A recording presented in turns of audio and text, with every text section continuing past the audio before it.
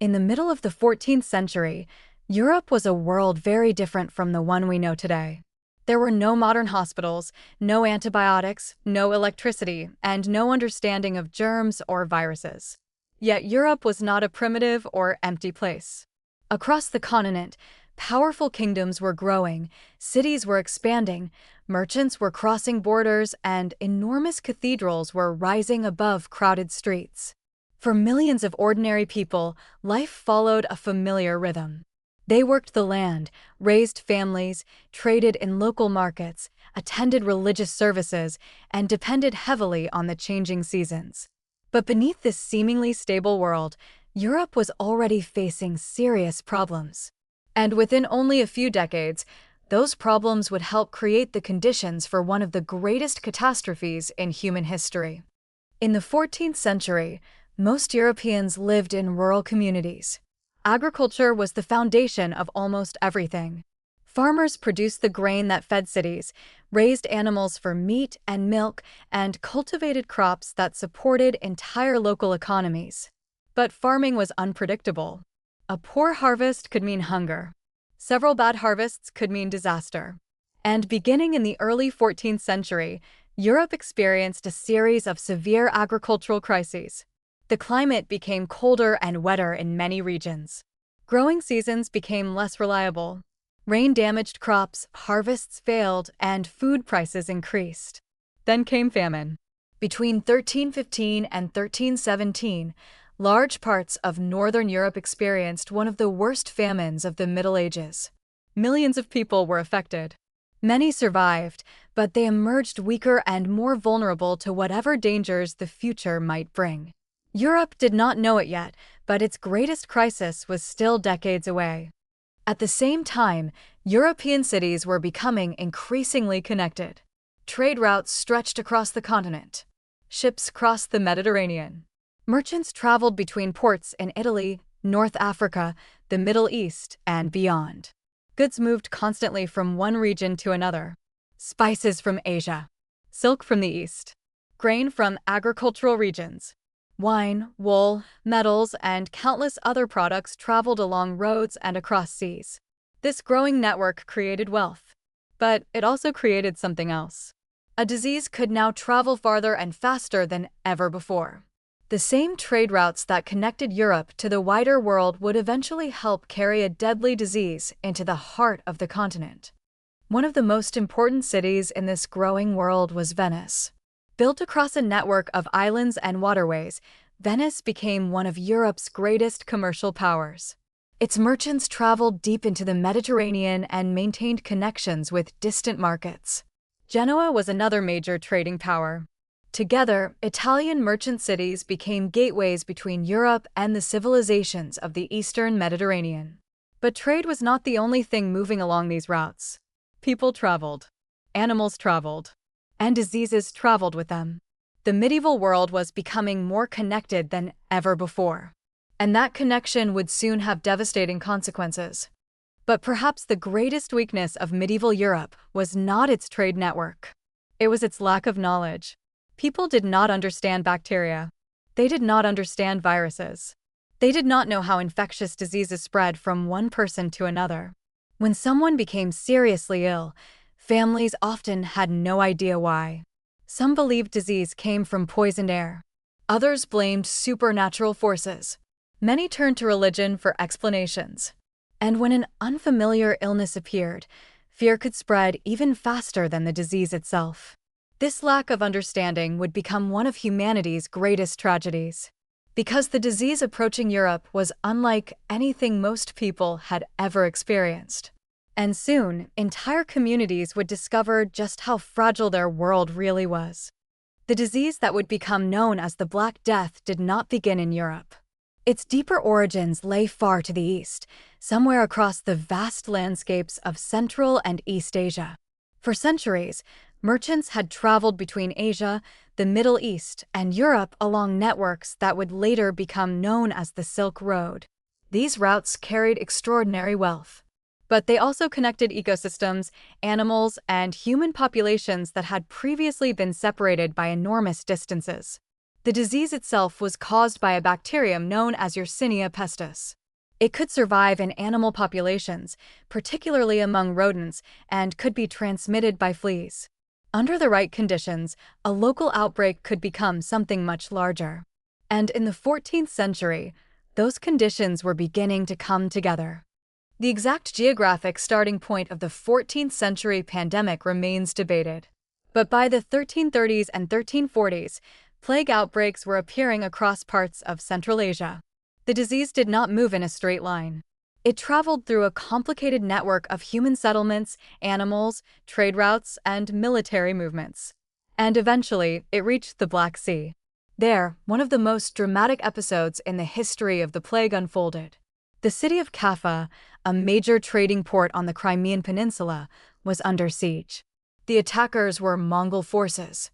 And according to a famous account written by the chronicler Gabriel de Mussy, plague appeared among the besieging army. The story says that infected bodies were thrown over the city walls. Whether every detail of this account is accurate remains uncertain. But the siege of Kaffa became one of the most famous episodes associated with the arrival of the plague in Europe. From the Black Sea, ships carried goods and people toward the Mediterranean. In 1347, plague reached the Byzantine city of Constantinople. From there, the disease moved rapidly through Mediterranean trade networks. Italian merchant ships carried it towards Sicily and the Italian mainland. In October of that year, ships arrived at the port of Messina. What happened next shocked the people who witnessed it. Many sailors were already dead. Others were desperately ill. The ships carried more than cargo. They had brought a disease that Europe had almost no defense against. The Black Death had arrived. The first European communities to encounter the disease had no idea what was happening. People became sick with terrifying speed. Fever, weakness, and painful swelling could appear within days. Doctors struggled to understand the illness. Their medical knowledge was based largely on ancient theories that could not explain what they were seeing. There were no antibiotics. There was no modern microbiology. There was no understanding of bacteria or transmission. And there was no coordinated European response. The disease moved from person to person, household to household, and community to community. Soon, the ports that had brought prosperity to Europe became gateways through which death entered the continent. From Italy, the plague began spreading in several directions. It moved northward through France. It reached the Iberian Peninsula. It entered the territories of the Holy Roman Empire. It traveled toward England. And eventually, it reached Scandinavia and parts of Eastern Europe. The speed of the spread was astonishing. Medieval travelers who needed days or weeks to cross Europe could unknowingly carry the disease with them. A merchant could leave one city healthy and arrive at another while already infected. A ship could leave a port carrying dozens of people and arrive somewhere else carrying a completely different fate. Europe's greatest strength, its growing interconnectedness, had become its greatest vulnerability. By 1348, reports of the mysterious disease were spreading throughout Europe. Fear followed close behind. People watched their neighbors become sick. Families abandoned infected homes. Markets became quieter. Ships were turned away from ports. Some communities attempted to isolate themselves from outsiders. But without knowing exactly how the disease spread, these measures were often too little and too late. The plague was no longer approaching Europe. It was already inside it. And over the next 2 years, the medieval world would be transformed forever. By the summer of 1348, Europe was beginning to understand that something extraordinary was happening. The disease was no longer limited to distant ports or isolated communities. It was moving through entire regions. In cities, streets that had once been filled with merchants, craftsmen, children, and travelers became increasingly quiet. People began to fear ordinary human contact. A visitor arriving at the door could be seen as a threat. A ship entering the harbor could bring terror instead of excitement. And in many communities, the dead accumulated faster than families could bury them. There was no Central European government capable of organizing a continent-wide response. Each town, village, and kingdom had to face the crisis largely on its own. The symptoms were frightening. Those infected could develop fever, weakness, headaches, and painful swollen lymph nodes known as buboes. The disease could progress rapidly. Some people became seriously ill within days. Others survived. But nobody understood why. A person could appear healthy in the morning and become dangerously sick soon afterward. There was no laboratory testing, no antibiotics, no modern public health system, and no scientific explanation that people could rely on. Medieval physicians tried to make sense of the disaster using the medical knowledge available to them. They examined patients, studied ancient texts, prescribed medicines, and recommended various treatments.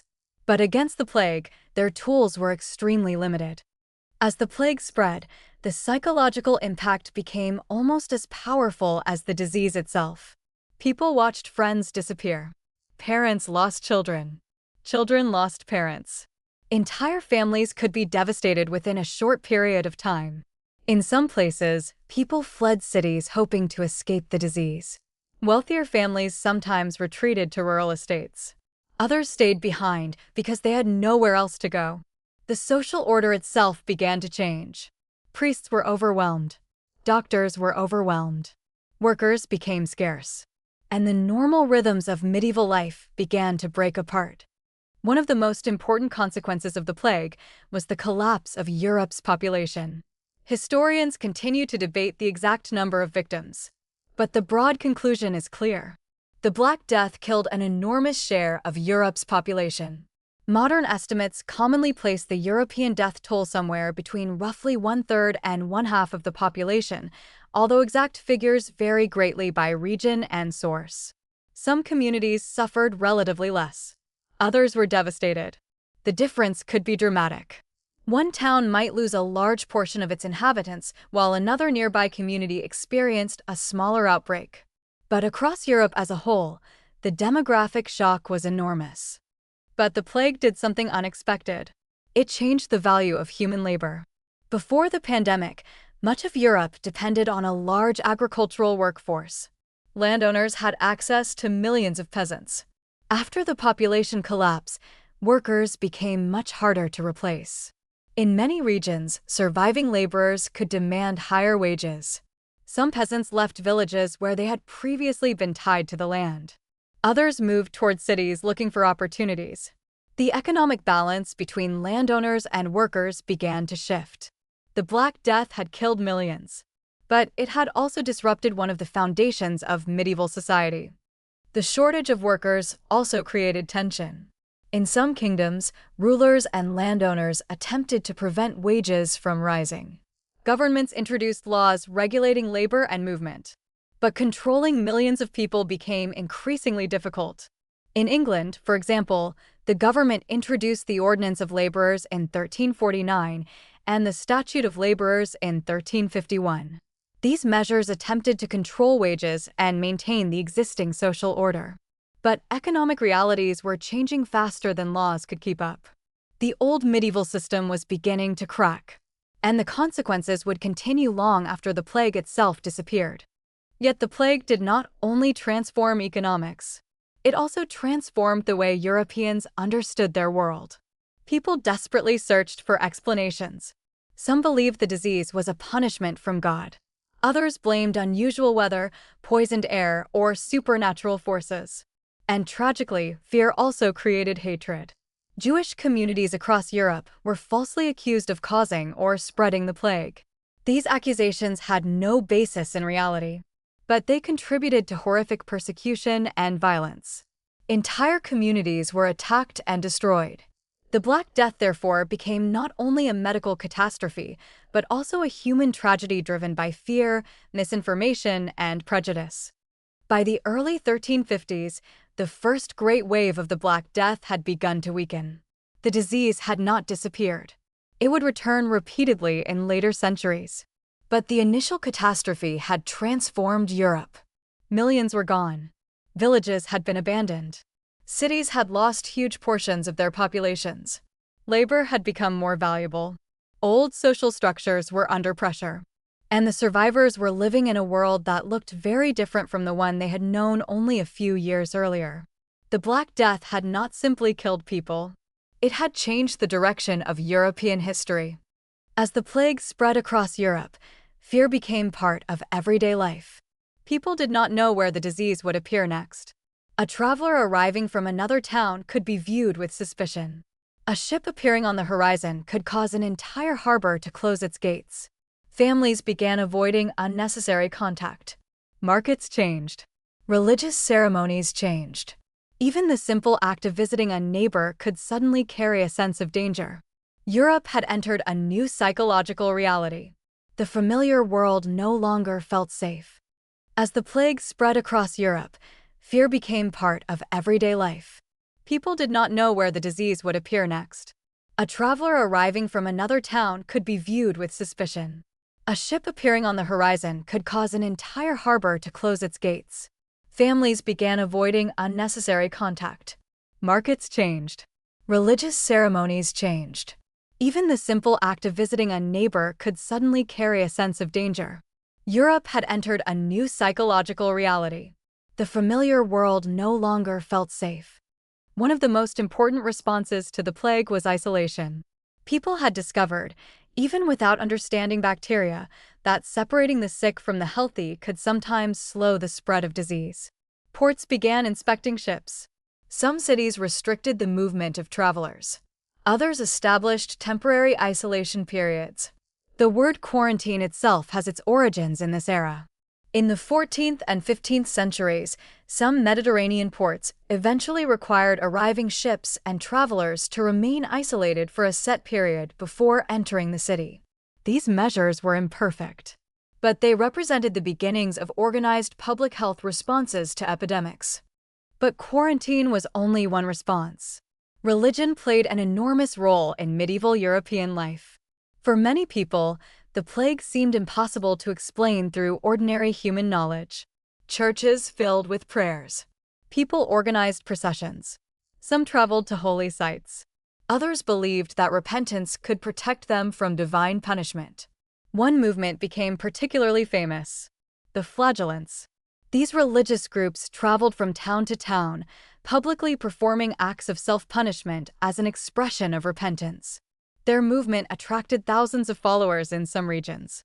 But church authorities eventually became concerned about their activities and influence. The response to the plague was therefore a mixture of faith, fear, tradition, and desperate attempts to find meaning. Medicine offered few reliable answers. Medieval physicians inherited ideas from ancient Greek and Roman medicine. Many believed that illness could be caused by an imbalance within the body. Others believed that corrupted or poisoned air was responsible. This theory became known as miasma. Doctors recommended everything from herbal remedies to changes in diet and lifestyle. Some treatments may have provided comfort, but none could stop the bacterium responsible for plague. Without knowledge of microorganisms, physicians were fighting an invisible enemy using theories developed centuries earlier. The gap between what people needed to know and what they actually understood was enormous. The plague also changed the relationship between ordinary people and their rulers. Governments were forced to confront problems they had never faced before. Who would bury the dead? Who would maintain food supplies? Who would enforce isolation? Who would care for abandoned children? Who would keep markets functioning? There were no modern emergency services, no national health departments, no international organizations. Local governments had to improvise. Some cities introduced regulations concerning burials, markets, sanitation, and travel. Others struggled simply to maintain order. The crisis revealed both the strengths and weaknesses of medieval governments. But perhaps the greatest consequence of the Black Death was psychological. For centuries, medieval Europeans had lived within a deeply structured social world. People were born into families, occupations, and communities. Their lives followed traditions that had existed for generations. The plague disrupted all of this. Death could arrive without warning. Wealth offered only limited protection. Social status could not guarantee survival. Entire villages disappeared. The experience forced survivors to confront something terrifying. The world they had inherited from their parents could disappear in a single generation. And when the immediate crisis finally began to fade, Europeans carried that experience with them. And then something unexpected happened. Europe began to recover. The population was smaller, but surviving workers were more valuable. Wages increased in many areas. Land became more available. Some peasants gained greater freedom to negotiate their work. Cities attracted new residents. Trade gradually returned. The old world had been damaged beyond recognition. But the survivors were building a different one. The Black Death had created an enormous human tragedy. Yet from that tragedy came profound economic and social changes that would influence Europe for centuries. The Middle Ages were entering a new phase. In England and parts of Western Europe, workers increasingly demanded better conditions. Some refused to accept the wages that had existed before the plague. Others left estates and moved to towns where their skills could earn more. Governments tried to control these changes, but laws could not completely reverse the new economic reality. The old feudal system had depended on a large population of peasants working the land. After the Black Death, that system became increasingly difficult to maintain. The transformation was slow. It took generations. But the balance between landowners and workers had changed permanently. The plague also changed European cities. With fewer people living in the countryside, some towns attracted new residents. Skilled workers became increasingly important. Craftsmen, builders, merchants, and other specialists could find new opportunities. Trade slowly recovered. Buildings that had once stood empty were occupied again. Markets became active. And over time, European cities began to grow once more. The population recovery would take centuries. But the foundations of a new European economy were already beginning to form. The psychological impact of the plague also survived. European art became increasingly interested in death, mortality, and the temporary nature of human life. Artists created images of skeletons, graves, and the dance of death. Writers described communities transformed by disease. People became more conscious of how quickly wealth, power, and life itself could disappear. The memory of the Black Death became part of European culture, and it would remain there for centuries. But the story of the Black Death did not end in the 14th century. Plague continued to appear in Europe for centuries.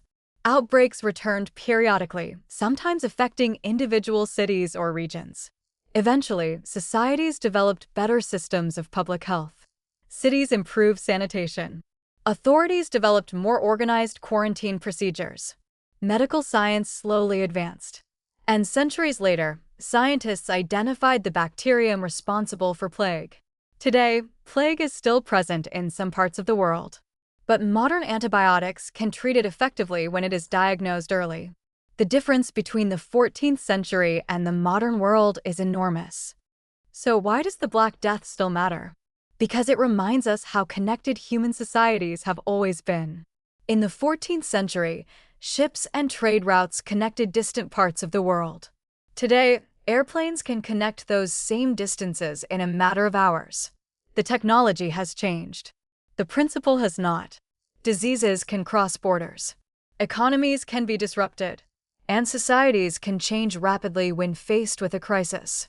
The Black Death also reminds us that history is not only shaped by kings, generals, and empires. Sometimes history is changed by something invisible, something microscopic, something people cannot see until it has already transformed their world. The Black Death was one of the darkest chapters in human history. But history is not only about destruction. It is also about what comes afterward. Europe survived. Its population slowly recovered. Its cities grew again. Its economies transformed. And generations later, the world that emerged from the crisis would become the foundation for an entirely new era of European history. The plague changed how people worked. It changed how governments responded to disease. It changed economies, communities, religion, art, and culture. Most importantly, it demonstrated how fragile even an enormous civilization can be. More than 600 years later, the Black Death remains a reminder that the course of history can change in ways no one expects. A single disease, a connected world, millions of lives, and a civilization forever transformed.